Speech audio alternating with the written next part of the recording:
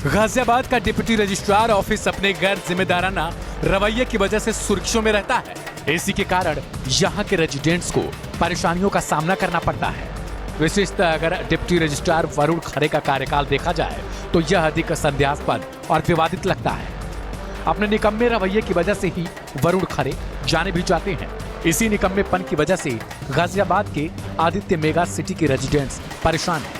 वरुण खरे की लापरवाही को इससे समझा जा सकता है कि सोसाइटियों के RWA द्वारा उत्तर प्रदेश अपार्टमेंट एक्ट के अनुसार निर्धारित दर 0.5% से ज्यादा दर 1% ट्रांसफर चार्जेस वसूलने की शिकायतों की अनदेखी करने के मामलों में डिप्टी रजिस्ट्रार वरुण खरे के खिलाफ फरवरी में ही FIR दर्ज की गई। गाजियाबाद की मेगा सिटी के निवासियों ने कालालित बोर्ड और बोर्ड द्वारा संचालित कमेटियों के ऊपर तकरीबन 1.5 करोड़ रुपए से अधिक धनराशि वित्तीय अनियमितताओं की आरोप लगाए हैं, जिसकी शिकायत 30 मई को साक्ष्यों सहित डिप्टी रजिस्ट्रार गाजियाबाद से की गई।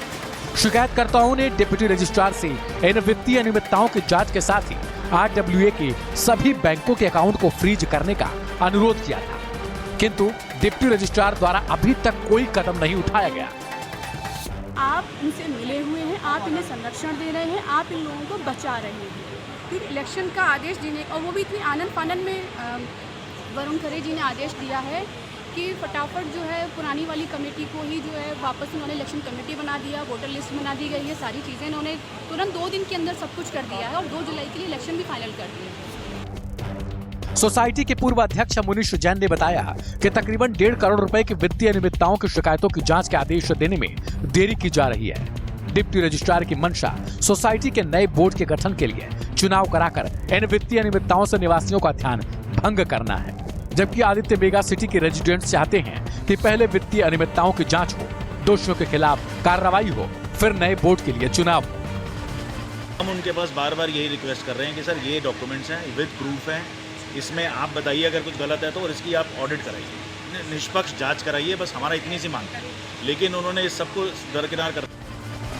सोसाइटी आदित्य मेगा सिटी की ही एक निवासी प्रियंका राणा ने बताया कि यहाँ का RWA बोर्ड रेजिडेंट्स को धमकाता है और उत्पीड़न करता है। डिप्टी रजिस्ट्रार को शिकायतें की गई, परंतु वो ध्यान नहीं दे रहे।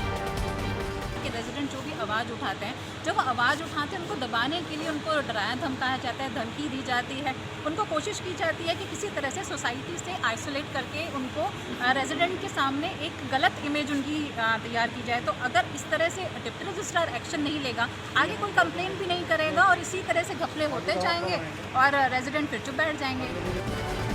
इन सबको लेकर हिंदी खबर ने जब डिप्टी रजिस्ट्रार वरुण खरे से बात करने की कोशिश की तो उन्होंने सवालों का जवाब सही से न देकर गोलमोल जवाब देने की कोशिश की। साथ ही आनंद फानन में चुनाव कराने का दावा किया, जबकि सालों से चुनाव नहीं कराया गया तो बिना वित्तीय हेराफेरी की जांच के चुनाव कराने की जरूरत पर भी सवाल खड़े हो रहे हैं। नहीं, इस तरह की एक कंप्लेंट मेरे यहाँ प्राप्त हुई थी।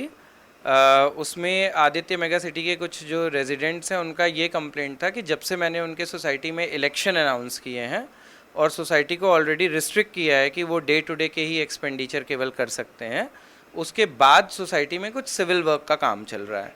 ये एक कंप्लेंट हमारे यहाँ आई थी, बट उसमें हम लोगों ने तुरंत ही एक नोटिस इशू कर दिया है सोसाइटी को। अब सोसाइटी ने अभी जवाब नहीं दिया, उनका जवाब आ जाए तो उस हिसाब से एक्शन लेंगे उनके ऊपर। लिहाजा अब देखने वाली बात है कि डिप्टी रजिस्ट्रार वरुण खरे के नोटिस में कितना दम है। आदित्य मेगा सिटी के निवासियों ने वित्तीय अनियमितताओं की जांच और उस पर कार्रवाई की मांग की है। इसके अलावा बहुत सारी सोसाइटियों के भी अधिकतर विवाद लंबित पड़े हैं, तो देखना दिलचस्प होगा कि डिप्टी रजिस्ट्रार इन सब पर कब तक प्रभावी कार्रवाई कर पाते हैं। ब्यूरो रिपोर्ट, हिंदी खबर।